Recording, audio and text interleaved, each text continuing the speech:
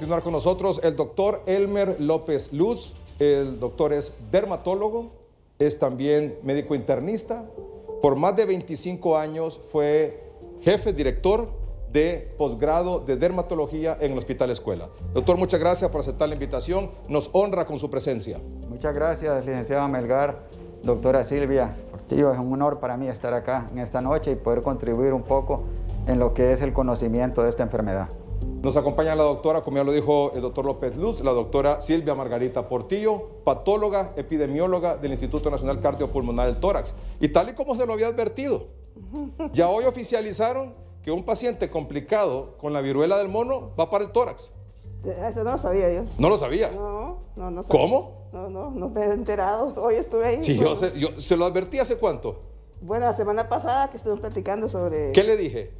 Bueno, que sí, era por lo de la parte negativa, las alas negativas, compresión negativa. No, además por la atención y por las condiciones del hospital y todo eso. Bueno, yo se lo advertí a usted. Bueno, está bien. Y le dije, mire, cuando se complique algún paciente por viruela del mono, allá va a ir a dar al tórax. Y hoy se lo estoy oficializando, se lo estoy reconfirmando. Bueno. Y usted me dice que no lo sabía. No lo sabía. Y usted es de las meras ahí del tórax. No. Bueno, aquí está, mire, doctor. y no lo digo yo, ahora, yo se lo anuncié a usted, pero aquí lo está diciendo, mire, un comunicado de la Secretaría de Salud. Dice que en los casos que se han complicado y que sea necesario, se han dispuesto la habilitación de las salas de aislamiento en los hospitales San Felipe, Hospital Escuela y el Instituto Nacional Cardiopulmonar, el Tórax, en caso que los pacientes requieran ingreso hospitalario. Bueno, pues para servir estamos, ¿verdad? Muy bien, doctor. Doctor, quiero que partamos de una pregunta que seguramente le están haciendo a usted con demasiada insistencia, y también a la doctora Portillo probablemente. Que esta es una enfermedad que ataca principalmente a hombres que tienen relación con otros hombres. Voy a partir de la declaración que dio hoy el doctor Aarón Bueso, ¿verdad? Aarón Bueso, que es autoridad en la Secretaría de Salud. Usted lo dijo anoche en 3030. Usted lo dijo anoche en 3030. Hoy, esto fue lo que dijo el señor Aarón Bueso. El detonante común o el estándar de oro que hemos encontrado tanto en Centroamérica, es decir, en Guatemala, en Costa Rica, en Panamá y en Honduras, son las relaciones sexuales hombre con hombre. Ese es el principal fuente de transmisión, pero también existen otras, ¿verdad? Como ser la saliva, las lágrimas, el sudor. Doctor, ¿eso es así? ¿Y por qué? Bien, no solo en Centroamérica, en todo el mundo, de todos los pacientes con viruela símica, 98 o 99% son hombres. Y son hombres que tienen relaciones sexuales con hombres. O son hombres bisexuales que además de tener relaciones con hombres tienen tal vez su pareja estable y también corren el riesgo, y ha ocurrido que infectan a sus parejas. Pareja estable, mujer. Correcto. Entonces sí, esa es la regla, por decirlo. Cuando usted habla de un 99, 98%, está hablando casi de una regla. Entonces de ahí podemos partir que el modo de transmisión es por contacto íntimo, a través de una relación sexual o el contacto de piel con piel, de personas que tienen lesiones. Eso es importante, porque hasta este momento no se ha demostrado. Obviamente es una enfermedad nueva que vamos adquiriendo conocimientos y tal vez lo que diga hoy en la otra semana ya no sea cierto, pero por ejemplo el CDC, que es el Centro de Control y Prevención de Enfermedades de los Estados Unidos, establece claramente que la única vía confirmada en este momento es a través de la piel, contacto de piel con lesiones presentes. No se ha podido demostrar hasta este momento si una persona que no tiene lesiones, pero que por ejemplo ya tiene los síntomas prodrómicos como la fiebre, el malestar, sea capaz de contagiar, como existe por ejemplo con el COVID o como existe por ejemplo con infecciones por herpes virus, que muchas veces las personas no tienen las lesiones de herpes pero contagian porque tienen una excreción activa del virus. en este momento con el virus de la varicela, de la viruela símica, no se ha podido demostrar. Y aunque está en las secreciones, como se mencionó, en el semen, en las secreciones vaginales, en la orina, en las heces, tampoco se ha podido demostrar hasta el momento de hoy que sí es transmisible por estas vías. Es decir, todavía la ciencia no puede asegurar eso. Obviamente vamos a ir viendo, pero por eso se mantienen las medidas de precaución de todas estas posibles vías de contaminación. Pero basta ver si el 99% son hombres homosexuales, obviamente no se transmite por el aire, porque si no se diseminaría en un gran número de personas, así como el COVID. Obviamente no se transmite a través de otras vías, ¿verdad? Como por ejemplo la manipulación, es decir, el contacto casual de dar una mano si una persona no tiene lesiones, no es posible. Es decir, es importante aclarar esto porque existe como un pánico, una histeria colectiva, ¿verdad? Hoy me llegaron 2 pacientes preguntándome que si el hijo tenía viruela símica. Entonces, obviamente, no podemos entrar en ese tipo de situación y aclaramos que el grupo de riesgo son homosexuales, hombres que tienen relación con hombres. Y es importante decirlo, no estamos estigmatizando, no estamos condenando, estamos educando. Nosotros como médicos estamos obligados a dar la información veraz, sin conflicto de intereses, con el fin de educar.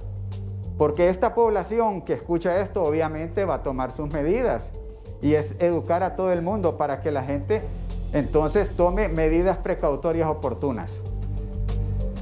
Queda claro entonces, si me puede poner el rótulo por favor de los síntomas, porque eso nos sirve para varias cosas. Lo primero es que los síntomas de la viruela del mono, fiebre alta, dolor de cabeza, inflamación de ganglios, dolor de espalda, dolor muscular, escalofríos, y después aparecen las erupciones, los granos o las llagas. La pregunta que hago al doctor es la siguiente: una persona con los síntomas, sin que hayan aparecido erupciones, granos, lesiones en la piel o las llagas, ¿puede contaminar, puede contagiar a otra persona? No sabemos. Hasta este momento no se sabe, pero se piensa que probablemente no sea así. Es decir, vamos a esperar los estudios, los científicos, los desarrollos, las investigaciones. Pero hasta este momento lo que dice el CDC es que tiene que tener lesiones presentes para contagiar. A propósito, usted acaba de mencionar estos síntomas. Ya hay casos de viruela del mono sin fiebre. Ya hay casos reportados. Es decir, que el paciente hasta después que desarrolla las lesiones empieza a presentar fiebre. Por lo tanto, estos síntomas no es una regla de matemática. Uno tiene que analizar cada caso individual y entonces hacer un diagnóstico, sobre todo guiado por el aspecto clínico de las lesiones. Eso es lo clave en esta pandemia, en este brote. Por ejemplo, ¿cuál de los síntomas diría usted que habría que encender el foco rojo sin que aparezcan las lesiones todavía? Ganglios y fiebre. Obviamente la mayor parte de la población tiene, el 90% tiene este cuadro. Estoy hablando de que ya hay casos descritos sin fiebre, pero obviamente todos estos síntomas son los que se presentan con mayor frecuencia y no hay que desconocerlos. Ese es lo que lo orienta. Pero el que enciende el foco rojo... Ok, la fiebre y las adenopatías. Los ganglios. Los ganglios inflamados. Son síntomas importantes porque hay muchos diagnósticos diferenciales, otras enfermedades en la piel que no tienen ganglios inflamados. Y eso es bien importante para hacer una diferenciación entre una cosa y la otra. ¿Cómo sabe usted, cómo sabe una persona que tiene los ganglios inflamados? Se palpan, es decir, cuando usted le da una amigdalitis, inmediatamente se palpan los ganglios aquí debajo de la mandíbula. Y también cuando hay un problema en, por ejemplo, las famosas secas, ¿verdad? Cuando alguien tiene un absceso en un dedo o una seca aquí en la región inguinal, que es un ganglio inflamado, cuando hay una infección por un hongo que se infectó en el pie, ¿verdad? Entonces los ganglios están distribuidos prácticamente en todas las regiones y uno los puede buscar y palpar. cuando en este momento coyuntural en que nos encontramos en el país a raíz de esta situación, si una persona está con los ganglios inflamados y alguna otra de estos síntomas, que busque médico. Ok, acuérdese que es un cuadro agudo. Generalmente estos síntomas tienen una duración de 3 días y ya viene la erupción.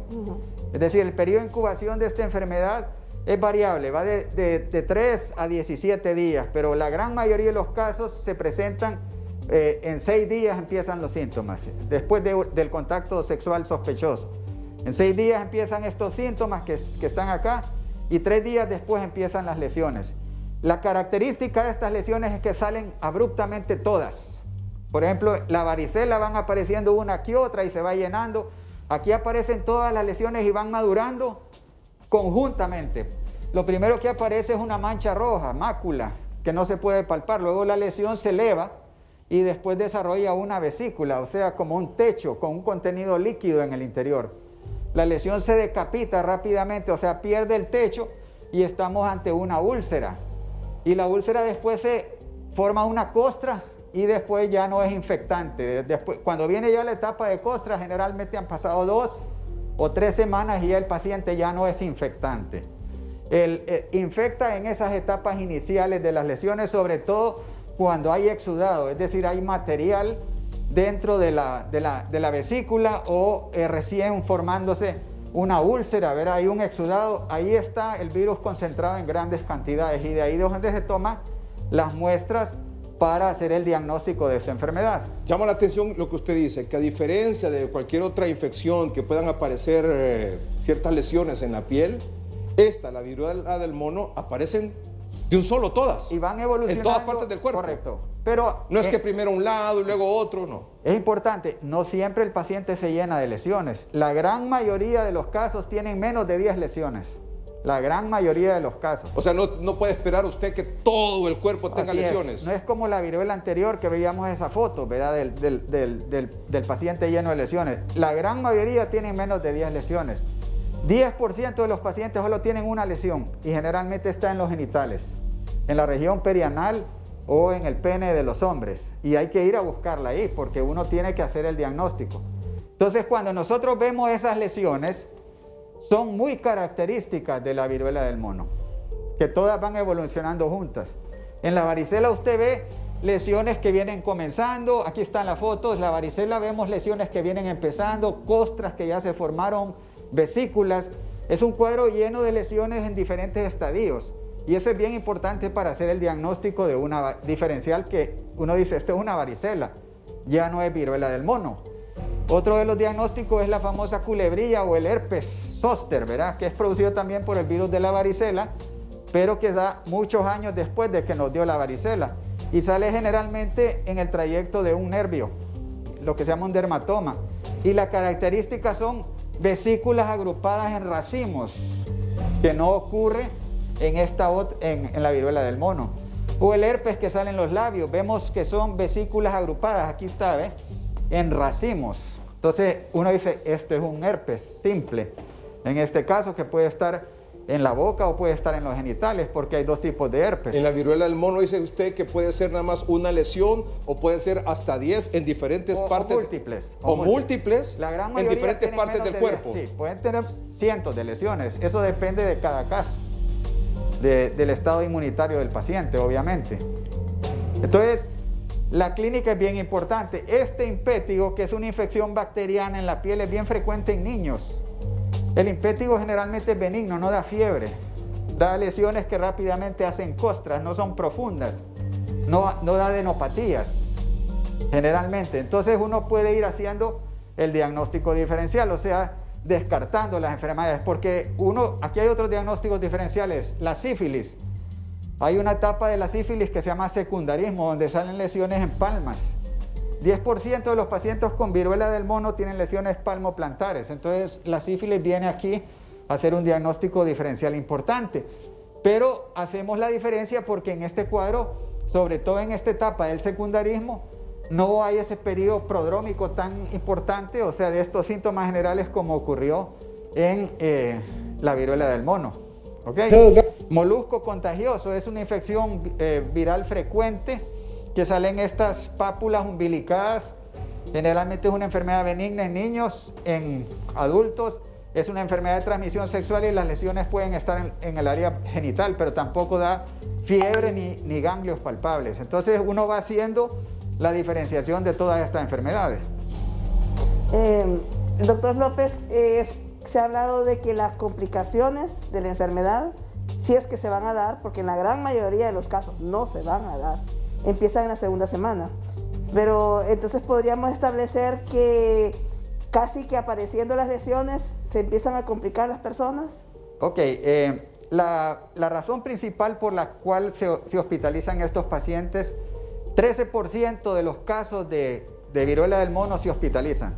A nivel mundial se ha visto que un 13% necesitan hospitalizar. ¿Usted diría que eso es mucho o poco? Es poco, realmente no es una enfermedad agresiva, es por dolor. Porque las lesiones pueden estar adentro de la boca, puede dar tonsilitis, puede dar epiglottitis, pueden estar en los genitales e inflamar el glande, que se llama una balanitis, puede producir dolor para orinar. Pero sobre todo el síntoma más frecuente es una proctitis, es decir, inflamación en el área perianal. Obviamente ahí es la fuente del contacto. Y ahí los pacientes se quejan de intenso dolor para defecar o incluso tienen descarga, o sea, secreción cero purulenta. Y eso es la causa principal para que estos pacientes se hospitalicen. Hay casos severos. Puede producir encefalitis, se puede ir al sistema nervioso central, puede producir neumonía, ¿verdad? Y eso también son casos ya severos que necesitan un tratamiento específico y dirigido para salvar la vida de los pacientes, pero afortunadamente son casos muy raros.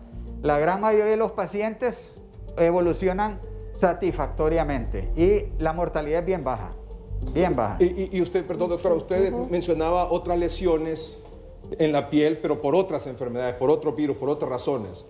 Pero en el caso que aparezca un herpes, lo que sea, lo mejor es buscar ayuda médica, ¿verdad, doctor? No quedarse en la casa, ¿verdad?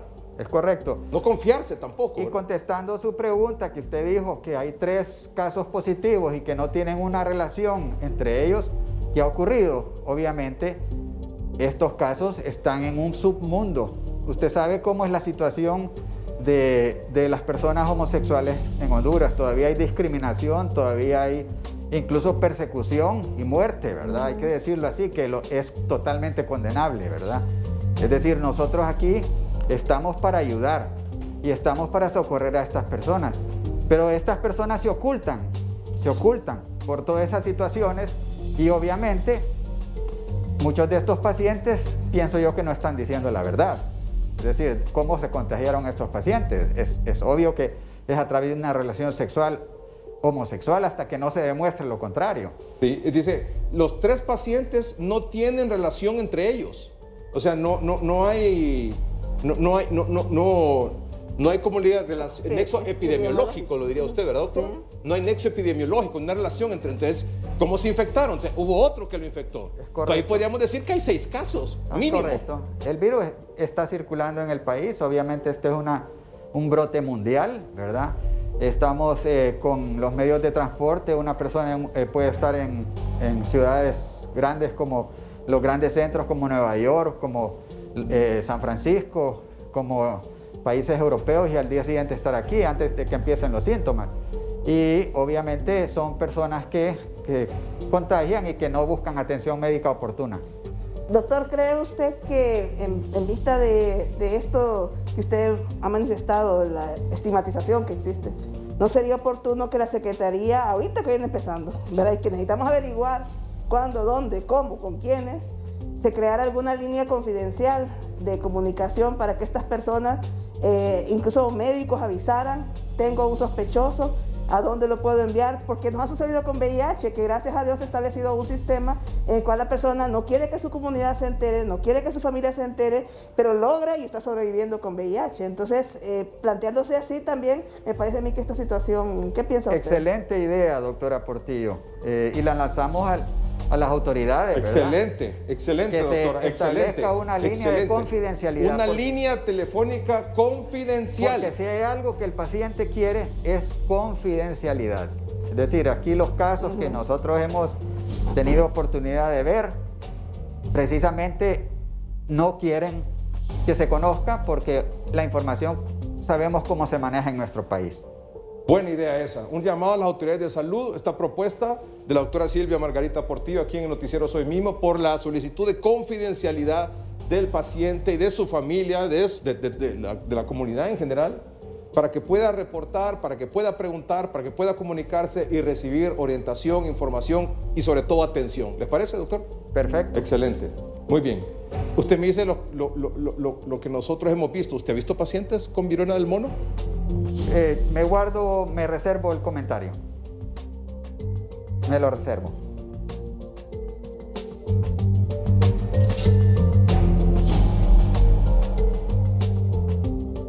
Que aquí se dejó de vacunar más o menos en 1977, cuando se erradicó la viruela y entonces la OMS suspendió la campaña de vacunación. Así que las personas que tienen más de, digamos, 45 años o mayores probablemente están vacunados.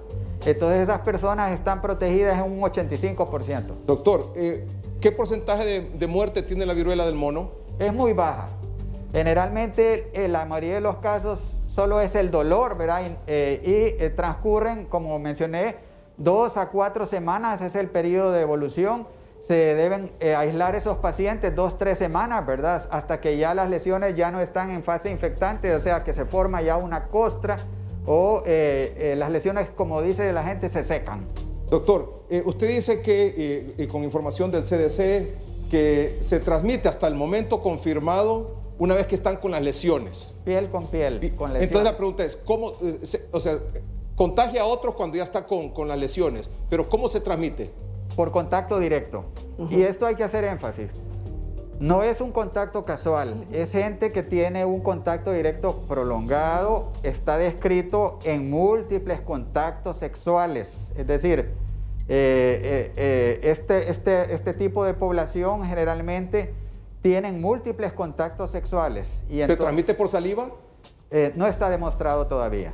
Cada ciudad puede hacer un comité de vigilancia donde los miembros dermatólogos con todo gusto podemos participar, sobre todo identificando lesiones, porque ahí nosotros tenemos la experticia de decirle esta lesión puede ser, esta no puede ser.